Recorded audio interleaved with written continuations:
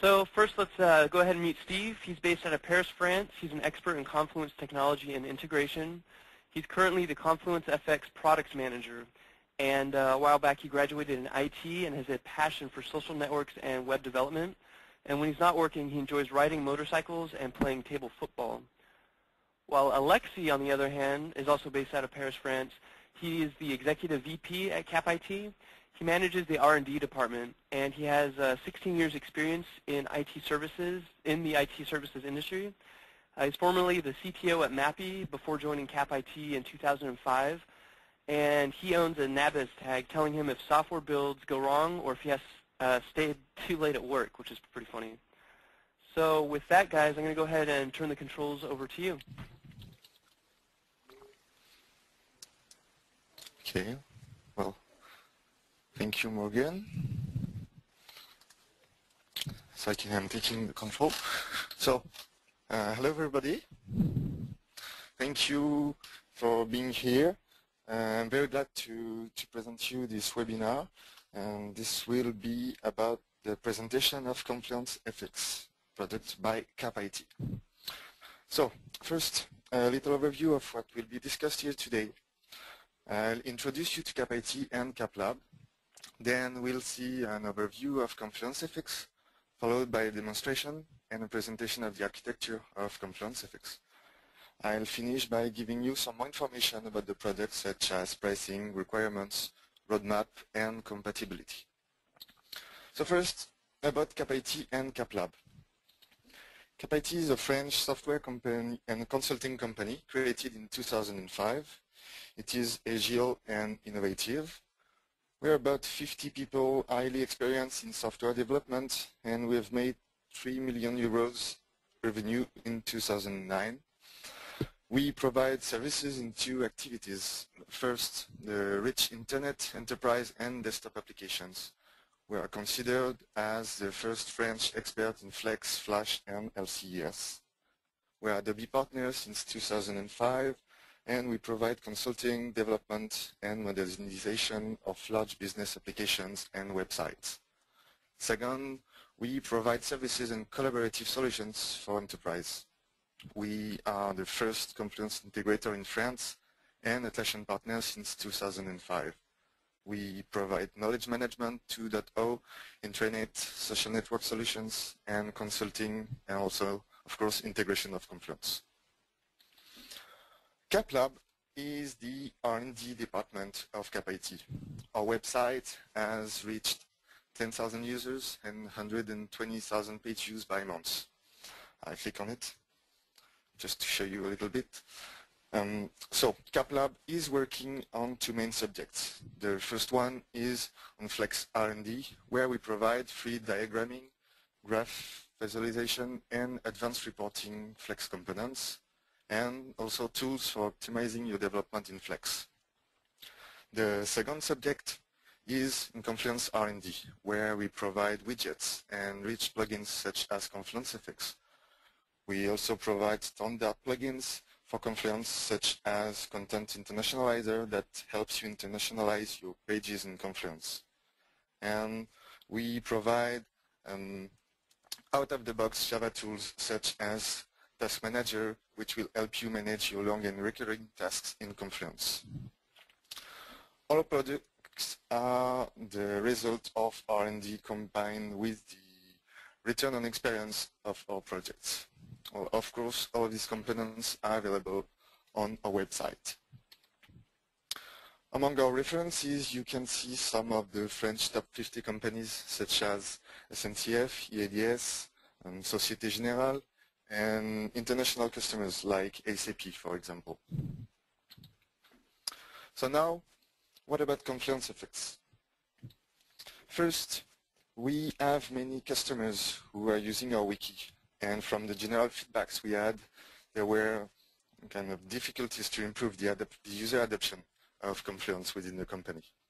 So we thought of an application that can, at the same time, provide real-time capabilities to Confluence, have a user-friendly interface, and also be accessible from the desktop. So we ended up using the best of two worlds. From one side, we add Atlassian with its rich enterprise wiki, Confluence, and on the other side, we add Adobe with its rich enterprise solution for creating internet and desktop applications. We used our expertise on Adobe technologies to realize both server-side and front-side developments, and ended up after 1 year of work with the final product, which is ConfluenceFx. So now, let's see a demonstration of ConfluenceFx. We'll make it in 2 parts. The first one will be as a simple user, and the second part will be as an administrator. I'll first show you an overview of Confluence Desktop and its modules. Then we'll see the ubiquity of the views in the desktop application and the views in Confluence. And we'll see how we manage to add real-time capabilities to Confluence. And finally, I show you that ConfluenceFx respects the permission scheme of Confluence. So, right now, I'm heading to my Confluence instance. I'm logging in as Mike. Mike will be a simple user, a Confluence user with no administrative rights on the Confluence. So here I come to the dashboard. What do I have? I have an error badge which prompts me to install ConfluenceFx. If it was already installed, it would have prompted me to just launch the application. So I'll click on install, open it, and install it. As you can see, the installation is pretty easy and quick. I log in to Confluence Desktop the same way I log in Confluence. So I put Mike. As you can see, all the modules are being loaded. Now they are loaded. These modules are plugins we have installed in Confluence. So now Confluence Desktop is fully launched and ready to use. So I'll first show you an overview of the Confluence Desktop itself, then of the modules. We have the Confluence Desktop, which is a container. You can have any module moved. So if I want to have the search module on the top and then maybe the activity reader below it, it's okay. It will be saved next time I launch Confluence Desktop. I can also minimize the modules and hide them. Same, it will be saved next time I launch it. So now about the modules. We have the search module. The search module will allow you to find content inside Confluence. You can filter and sort the result in the main view. Each plugin, well, most of the plugins have a main view. This main view will allow you to have really more functionalities than the widget view. Then we have the activity reader. It will display information about recently added or modified content. We also have the people directory, which is an extension of the native people directory of Confluence. We have added some fields. So if I open the main view, come to my profile, you'll see that there are many more fields than in the native Confluence people directory. We also provide the ability to search inside these fields by ticking on the left side. Then we have the RSS reader. The RSS reader is embedded in Confluence Desktop by default, so you don't have to install it. It's actually just a simple feed parser. Then we have the network visualizer. This module will help you visualize the people in the wiki and know how they are connected based on their favorite pages and tags. So for example, if I want to take a user which is Andy Capay, hello chat. As you can see, we have a visualization of the people Andy is following, or the people that is in favorites of Andy. Then we have the favorite plugin or module, which will allow you to quickly access your favorite content from your desktop. We have a poll module which will allow you to create instant polls and share them to your community. Finally, we have the Advanced Statistics plugin, which is more an administrative tool, but you will be able to have great statistics about your instance.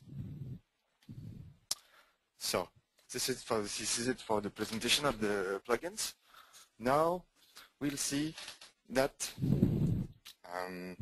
if I open the main view of the activity reader, this view can also be retrieved in Confluence itself. So I'll show you how. I have a page in my favorites, which is the activity reader page. Click on it. And this page, as you can see, has the exact same view than the desktop view. So how did we manage to have this view? I'll just edit my page. Now, as you can see, there is a simple Confluence macro, which is CFX activity macro, and when placed inside a page, it will display the flex view of a module. So this was for the ubiquity of the views between the activity, the view in the desktop and the view in Confluence. So now, what about real-time capabilities? So I'll add a new page in another tab. Give a name to this page, so maybe ConfluenceFx overview. Add some content, like a heading, which will be documentation. And I'll save it.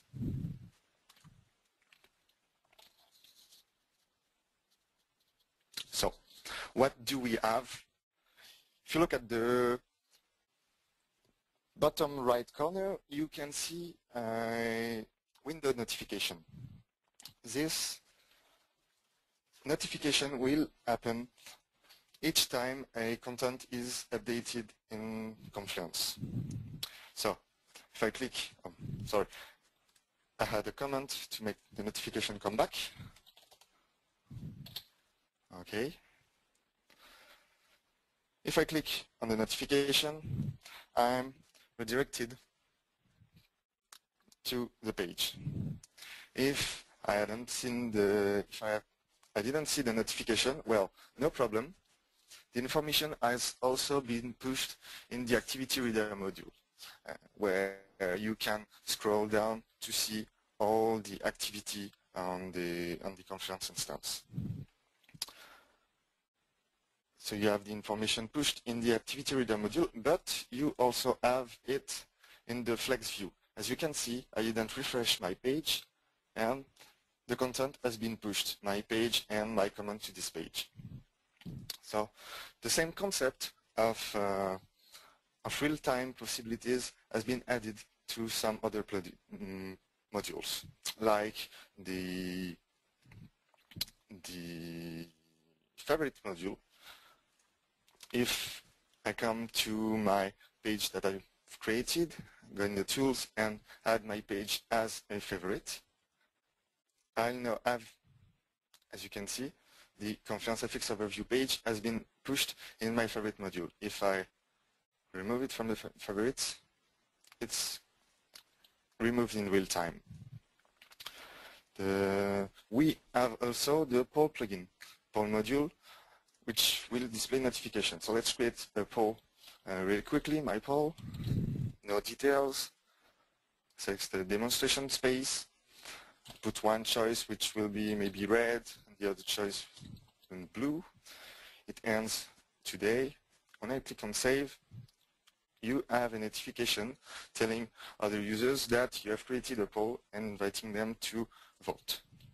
And finally, we have the real-time possibilities added to the RSS reader. Whenever a feed is actualized, you'll receive a notification and information will be pushed inside the reader. So now about the permissions. So I log out and log in again as an admin. Okay, I'm going to my restricted space, which is restricted to the administrator. So Mike, who is logged inside Confluence Desktop, doesn't have access to this space. I'll add a new page called my page and a content. Like a content. Okay. When I save it, nothing displayed. No notification, no information pushed in the activity reader, and, well, nothing. If now I come to the space administration and modify the permissions, add Mike, add a user who can see the space, and also create content like news, pages, and comments. Save it, come back to my page, add a comment. So remember, I'm logged in as an admin. So Mike, can you see me? When I post it, I have a real-time notification because Mike is allowed to see the space. Clicks is on the page. If he wants to answer directly, he can answer in the activity reader, like, yes, I do. And clicking OK, the administrator will receive the exact same notification. And when he clicks on it, he will see that Mike answered to his comment. So we fully respect the rights, the permission scheme of Confluence. So this is it for the demonstration on the user side. I'll exit my Confluence desktop. I'll shut down my Tomcat server. And now it's time for the administration side. We'll see how to install ConfluenceFx on your Confluence instance. Then we'll see its architecture and why we had to make an installation on the server side. And we'll finish by configuring ConfluenceFx for the end users. For this, we'll take another clean instance of Confluence. So, I'm heading to the desktop, going to the installer for ConfluenceFx. As you can see, we have 4 types of files. First one is a batch file for Windows in the graphic mode. Second one is shell file for Unix-based servers, which will also be in graphic mode, and the other ones are for the console mode. So I'm choosing start.bat. There is the requirements, the license. Okay, agreed. Then I have to select the webinf directory of my Confluence instance. I'm going to select it. Okay, and select the webinf directory. Yeah, I want to override files, and it's done. So I'll start my Tomcat server. And meanwhile, I'll show you the architecture of ConfluenceFx. The component we've just installed here is the ConfluenceFx server. It's the component which will enable real-time and push capabilities using the AML format. This format is the native format supported by Flash. It is a binary format. It's scalable, robust, and compact compared to others such as XMLRPC or SOAP. Then we have to install the plugins. The first plugin to install will be the desktop plugin, which will enable the download and the installation of Confluence Desktop. Then we'll have to install the ConfluenceFx plugins just the way we would install any plugin in Confluence. ConfluenceFx supports Confluence version 2.10 and 3.0. The client will need Flash version 9 or 10 to be able to access the Flex views in the browser and the Adobe Air runtime to install Confluence Desktop. For now, the browsers supported are Internet Explorer, Mozilla Firefox, and Safari. I think my server is started. Going back on it. It's the same path, same address, But as you can see, I've changed the header to have a green header to make the difference between the two instances. So this is a clean instance. I'll log in as an admin. As you can see, we only have the demonstration space. I'll head to the Confluence administrator, and as you can see, we are one more section on the left, which is ConfluenceFx. So I'll go into the lessons, copy, paste the lessons details, okay, and now I can add my plugins.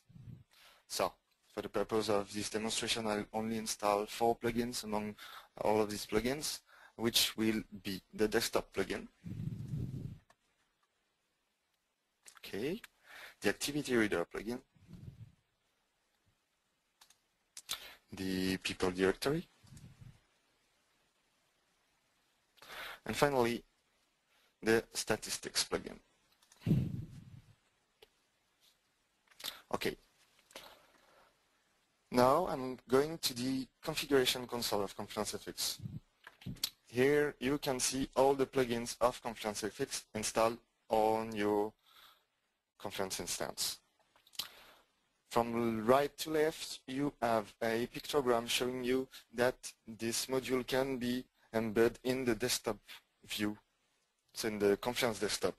Then you have a pictogram telling you if a Flex Micro is available for displaying it in a Confluence view. You can enable or disable any of the plugins from this page and also configure the plugins. So I won't touch the activity reader, won't touch the desktop plugin. I'll configure the people directory plugin. So the first setting asks me if I want to override the native component of the people directory of Confluence. I'll say yes, I want to override it. But I don't want to have the desktop module. So I click on no and save. Come back to the global configuration and configure the statistics plugin. I want it to be as a desktop module. Okay, so yes, but it will only be available for the Confluence administrators. Save it. Then what we have to do is insert, for this demonstration, insert the CFX desktop macro in the site welcome message. This will have the following effect: adding the badge to the dashboard. So I'll come back to the dashboard. As you can see, we have a pretty same view we had before on the other instance. So I launch Confluence Desktop, log in as Mike. We have the same users between the two instances to be more simple. So what we have here is the RSS reader. As I told you, it's embedded by default, so you don't have to install it. So I'll hide it. And we only have the activity reader plugin. Because we told the people directory plugin not to display on the desktop module, and we told the advanced statistics not to display for a simple Confluence user but only for an administrator. So I'll disconnect and log in as an admin. And as you can see, we now have the advanced statistics module loaded. Same for the activity reader, but it's still hidden, and the activity, for the RSS reader, and we have the activity reader, which has no specific configuration. So, what about the people directory? Well, you don't see it on the Confluence desktop, but you still have it in the people directory. The native people directory has been replaced by the Flex view of the people directory. So this is it for the installation of ConfluenceFx and for the demo. So now to summarize, we have attractive and rich user interfaces we have real-time notifications, easy installation and integration using Confluence macros, and also automatic updates of the Air application and the plugins. Having ConfluenceFx will greatly improve the Confluence adoptions by your user. This will also help users build communities and keep them up to date very easily. And finally, managers and occasional users will find your wiki very easy to use thanks to ConfluenceFx. Our pricing is based on Confluence pricing model. We are working on defining a model for academic institutions and open source projects. The license will include 12 months of software updates and 50% off for license renewal. You can try ConfluenceFx right now. You have two possibilities. Either try it online or Sandbox Wiki. You just have to create an account and start using ConfluenceFx. This is on democfx.capit.fr. Or you can download the whole ConfluenceFx application from our lab, request an evaluation license, and install ConfluenceFx on your Confluence server. We encourage you to give us your feedback by reporting bugs as well as asking or voting for improvements. We'll try to take your feedback in consideration when releasing new versions. You have just seen the beginning of a new brand of Confluence products. What we now have is the ability to give you many new modules and features such as disconnected mode, for example. We'll have ConfluenceFx launched commercially by the Atlassian Summit on June, and until then we will release fixed and improved versions each 3 weeks. To define our roadmap, we'll take, as I said, your feedback in consideration, so please try it and use our Jira defect tracker. So, well, thanks a lot to Atlassian for letting us do this webinar today to present this beta version of ConfluenceFx. Thanks everybody for attending this presentation. I hope you enjoyed it. I'd like to say a big bravo to the whole CapLab team for this intensive year, this sprint to launch ConfluenceFx. I hope that another opportunity will present to discuss ConfluenceFx. Here are some information to contact me. And see you soon on the web and at our stand at the Atlassian Summit in June. Thanks. All right, thank you very much. I'll go ahead and take the controls back over. If anybody out there has questions, please go ahead and chat those in right now, and we'll start asking those questions. That was a great presentation. I really appreciate how you showed not only from a user's perspective, but also the admin. That was really good. Okay, so we do have a few questions that came in, so I'll go ahead and start to ask those questions if you guys are ready. First one up, can you update your status in ConfluenceFx? Example, as in using this as a microblogging client.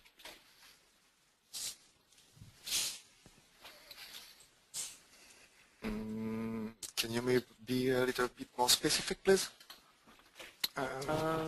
Yeah, so for Mr. Lewis, you asked that question. If you want to chat in and clarify your question. The original question is, can you update your status in ConfluenceFx, as in using this as a microblogging client? So I guess, you're talking about the feature that's arrives with version 3 or 3.1, I think, which is a statue for user. It's something we plan to do in the commercial version in the release in June. So we still have to add to ConfluenceFx the last feature from Confluence 3. Yeah. Because we started development 1 year ago, and it's working on 2.10, so we still have to support. But it will be we can't do it seamlessly. I mean, we will have the same interface regardless of what version of Confluence you use. Yeah. Yeah, I think Mr. Lewis is referring to, in version, Confluence 3, and later you can, one of the social features, you can update your status. Yeah. And so he used, just like, okay. We'll do it. It's not on the beta at the time, but it will be very soon. I think maybe the next version in a month. Yeah. Of the one after. Okay.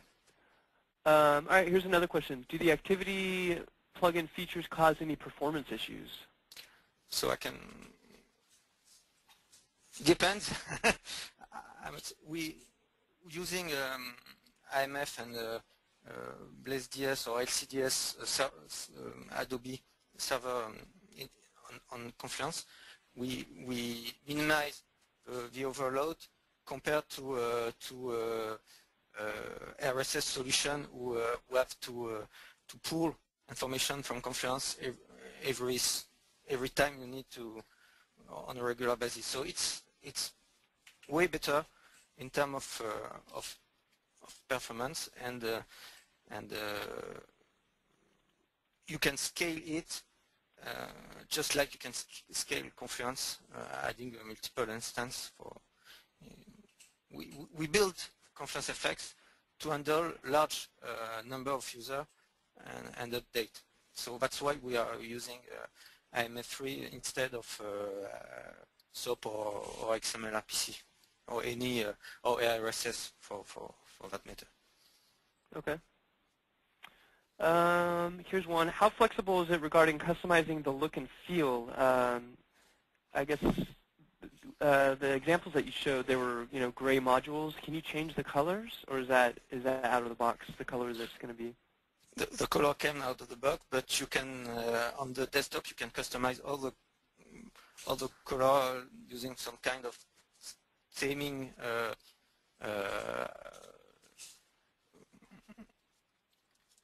interface. So it's you can test it on the beta version. Currently, each user can build his own theme, his own look and feel. We are working on. We are thinking about how to handle that on a global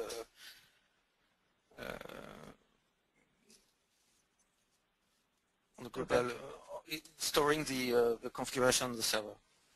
Yeah. Okay. But you can play with the beta version. Without in the sandbox, you can download the application and test how you can change all the look and feel. So you can really stick to the color scheme of your company. Yeah. Okay. Here's one. Is there a way to monitor multiple instances of Confluence at once? Not at the time, but it's a good feature request, I guess. Okay. All right, here's one. Any plans for drag and drop? That would be a killer feature. There are some drag and drop features such as through Google Gears, but that doesn't cover some browsers. We can do that because the desktop is built on Air technology, and it can handle drag and drop from the desktop. So for you can handle any drag of files. So it's not something that available now, but you can think of a new plugin that handle uploading with drag and drop. It's not that it's quite easy to do. Yeah. Okay. And then also, it looked like from your demo that you guys were working off of a PC. Is this going to be compatible with Mac as well? I can tell you that half the developer of Compatibility works on Mac, so it works perfectly on Mac. Oh, okay. Excellent. So that's the advantage, and it also works on Linux if you really want. Oh, okay. It's any platform that supports Air, Adobe Air framework works with Confluence Desktop. Yeah. All right. And then one question that I had actually, the advanced statistics. Mm-hmm. It was kind of skipped over, but what's included when you click on the advanced statistics module? Because when it was just there, you could see the number of spaces and pages. But what else? Mm-hmm. When you opened it up, there were some graphs and stuff. What else was included in that? Well, you have many features. We have included some of the components we have made on CapLab. You can compare spaces. You can compare any content, any activity you have on spaces. You can also have an overview of what is inside all of your spaces, and you have a top 10 view. Well, see it, try it. You'll see that you have many features inside. Yeah. And if you have some requests about new statistic you would like to have on that kind of view, we can do that. We are very keen to have this kind of feedback. What kind of information are needed by administrator, because we handle some wikis for our customer, but we don't have all the view of the needs for that kind of information. Yeah, and I guess that goes, a follow-up question to that is, do you guys plan on releasing any of the plugins separately? Because I know a lot of people have actually asked about an advanced statistics plugin just alone for Confluence.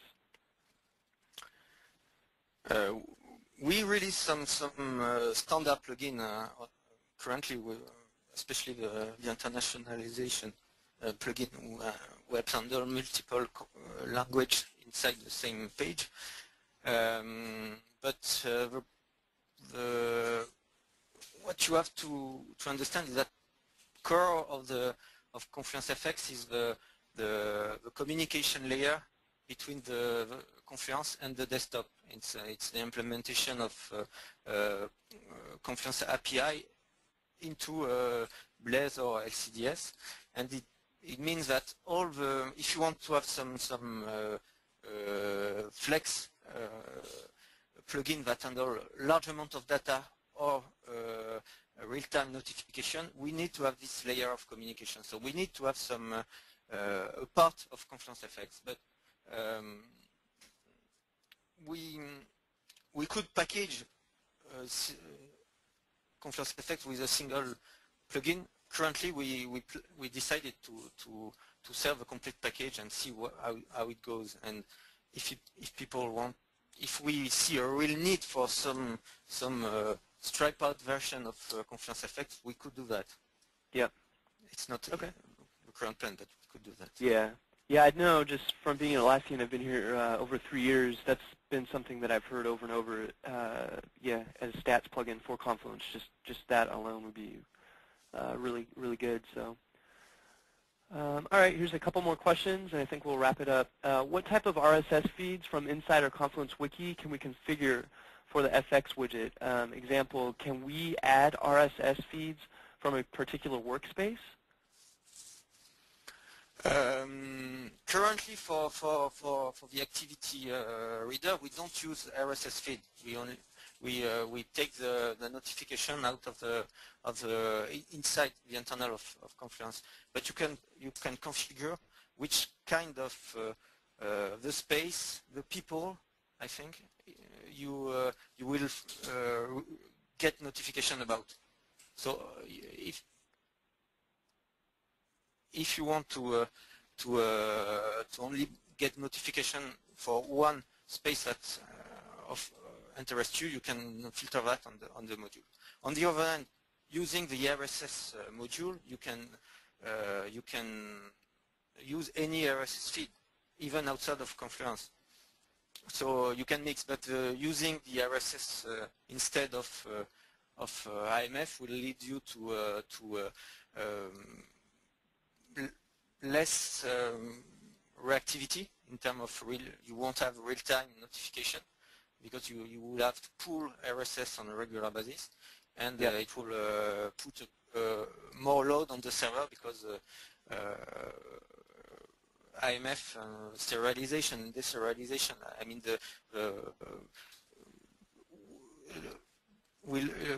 is lower demanding on the server and on the client, so you get better performance in both sides. Yeah. Okay. Sounds good. And I guess I'll just take this one last question. I think it's a good question to wrap up on. Is there a plan to do something similar for Jira?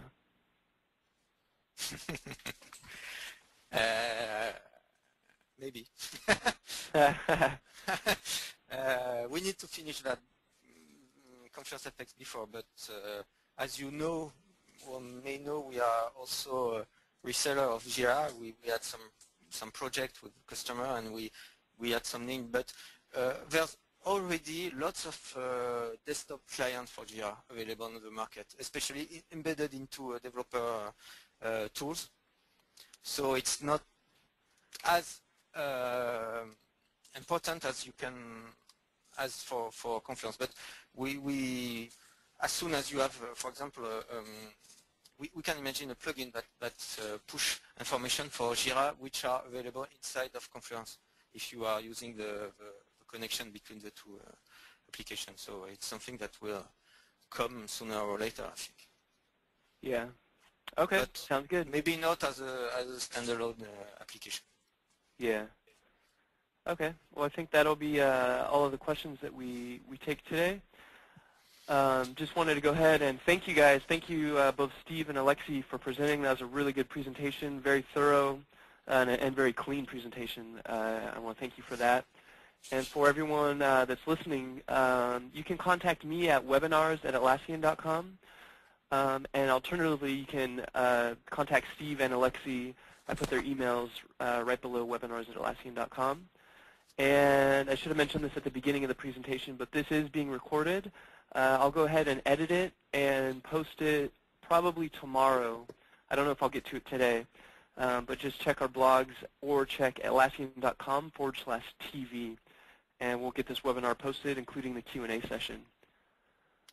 We have a few upcoming webinars, and I kind of just went month by month, listed all of the plugin of the month webinars. We have the Tempo Jira plugin, Trace Analyst, Confluence and SAP connector, and Qmetry plugin for Jira. You can keep track of what webinars we have coming up at atlassian.com/about/events. And one last plug for Atlassian Summit. It's just right around the corner. It's coming up June 9th to the 11th. Last year was the first year we held Atlassian Summit, and it was a huge success. This year is going to be even bigger and better. A few things to keep note of. First of all, the call for speakers is ending next week, March 1st. If you want to try to come to Summit for free, just go ahead and submit a call for speaker submission at summit.atlassian.com. And if you don't want to speak but still want to come, keep in mind that the early bird pricing, which is $200 off the final price, is coming up on the 15th of April. So with that, Steve and Alexis, thank you very much. Do you guys have anything, last comments? Thank you, Morgan. No, just thank you everyone. Okay, thank you See guys. you on And Summit. yeah, I can't wait to meet you in person. It'll be great. Yeah. Yeah. All right, take care, guys. Bye. Thank you, bye. Bye.